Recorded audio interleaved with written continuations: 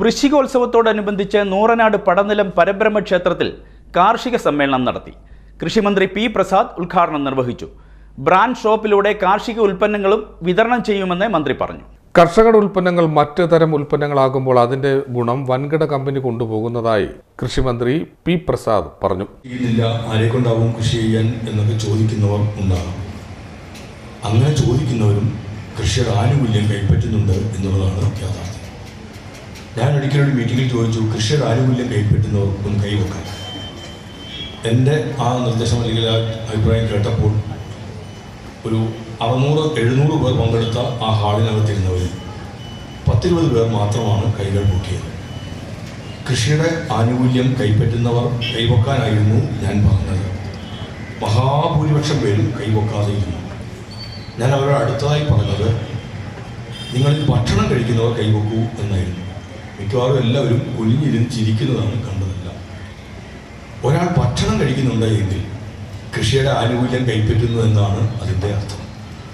3 നേരവും നമ്മൾ കഴിക്കുന്നതല്ല, കർഷകർ ഉണ്ടാക്കുന്നതാണ്. നമ്മൾ ചെയ്യുന്നില്ല എങ്കിൽ ലോകത്ത് എവിടെയെങ്കിലും ഇരുന്ന്, ഏതെങ്കിലും നാട്ടിലിരുന്ന് ഏതെല്ലാമൊക്കെയോ കർഷകർ ഉൽപ്പാദിപ്പിക്കുന്ന ഉൽപ്പന്നമാണ് നമ്മളുടെ ഭക്ഷണപാത്രത്തിൽ വന്നെത്തുന്നത്. പ്രൈമറി അഗ്രികൾച്ചറോടൊപ്പം തന്നെ സെക്കൻഡറി അഗ്രികൾച്ചറിനും പ്രാധാന്യം കൊടുക്കണം. ഇപ്പൊ എന്തുകൊണ്ട് ഈ മൂല്യവർദ്ധ ഉൽപ്പന്നങ്ങൾ നമുക്ക് ഉപയോഗിക്കണം? വലിയ വലിയ കമ്പനിക്കാരുണ്ടാക്കുന്നു, നമ്മളെ കൊണ്ട് ഒക്കുമോ എന്ന് ചോദിച്ചാൽ നമ്മളെ കൊണ്ട് ഒക്കും. കൃഷിക്കാരുടെ കൂട്ടായ്മകൾ രൂപീകരിച്ച് അതിലൂടെ നമുക്ക് കമ്പനിയാക്കി ഈ ഉൽപ്പന്നം ഉണ്ടാക്കാൻ പറ്റും. ഞങ്ങൾ ആലോചിച്ച് അതിനെക്കുറിച്ചായിരുന്നു അത് നടപ്പിലാക്കാൻ തീരുമാനിച്ചു. കേരളത്തിൽ 1076 കൃഷിഭവനാണുള്ളത്. ഓരോ കൃഷിഭവനോട് ഞങ്ങൾ പറഞ്ഞു, നിങ്ങൾ ഓരോ ഉൽപ്പന്നങ്ങൾ ഇവിടെ ഉണ്ടാക്കണം.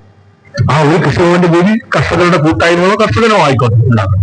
അല്ല കൃഷി ഉദ്യോഗസ്ഥർ ഉൽപ്പന്നം ഉണ്ടാക്കുന്നുണ്ട്.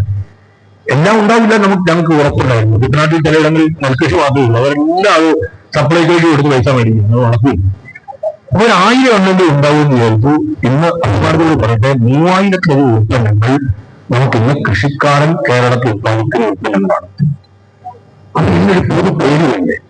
എന്ത് പേര് വേണ്ടേ? പരബ്രഹ്മ എന്ന് പറഞ്ഞൊരു കൃഷിക്കാരുണ്ടാക്കുകയാണ്, ആയിക്കോട്ടെ. പക്ഷെ അങ്ങനെ ഉത്പാദിപ്പിക്കുമ്പോഴും കേരളം മൊത്തം കർഷകർ ഉത്പാദിപ്പിക്കുന്ന ഉൽപ്പന്നങ്ങൾ പൊതു പേര് വേണം ഞാൻ ചോദിച്ചു. അങ്ങനെ പേര് രജിസ്റ്റർ ചെയ്തിടണമെങ്കിൽ നിയമപരമായ പ്രശ്നങ്ങളുണ്ട്. IPR ആക്ട് അനുസരിച്ചിട്ട് ഇന്റലക്ച്വൽ പ്രോപ്പർട്ടി റൈറ്റ്, ബൗദ്ധിക സ്വത്തവകാശ നിയമം അനുസരിച്ചിട്ട് അത് പേര് രജിസ്റ്റർ ചെയ്യും. നമ്മൾ പേര് രജിസ്റ്റർ ചെയ്യും, കേരള ഗ്രോ എന്നൊരു പേര് രജിസ്റ്റർ ചെയ്യും. അടുത്ത വർഷം പാക്കിംഗ് ഗംഭീരമാണെങ്കിൽ പാക്കിംഗ് ഗംഭീരം സാധാരണ കർഷകനാകും. ഉരുളക്കിഴങ്ങ് ചിപ്സ് ആകുന്ന പോലെ ഇനിയും ബ്രാൻഡ് ഷോപ്പിലൂടെ കാർഷിക ഉൽപ്പന്നങ്ങളും വിതരണം ചെയ്യും. പടനിലം പരബ്രഹ്മ ക്ഷേത്രത്തിലെ കാർഷിക സമ്മേളനം ഉദ്ഘാടനം ചെയ്ത് സംസാരിക്കുകയായിരുന്നു മന്ത്രി. ഭരണസമിതി ഖജാൻജി ശശിധരൻ പിള്ള അധ്യക്ഷത വഹിച്ചു. Vellayani agriculture associate professor doctor Sangeetha Viswanath മുഖ്യപ്രഭാഷണം നടത്തി. യോഗത്തിൽ 16 കരകളിലെയും മികച്ച കർഷകരെ ആദരിച്ചു. ക്ഷേത്ര ഭരണസമിതി ഭാരവാഹികൾ president Radhakrishnan Radhalayam, secretary K Ramesh, vice president Rajinas Sunithan, G Purushothaman, Anil Pattoor, KR Parameswaran Pillai, Anilkumar, KS Viswambharan, S Rajesh, V Ajith Kumar, Nandu, Pramod Kumar തുടങ്ങിയവർ സംസാരിച്ചു. CDNet news, ചാരിമോട്.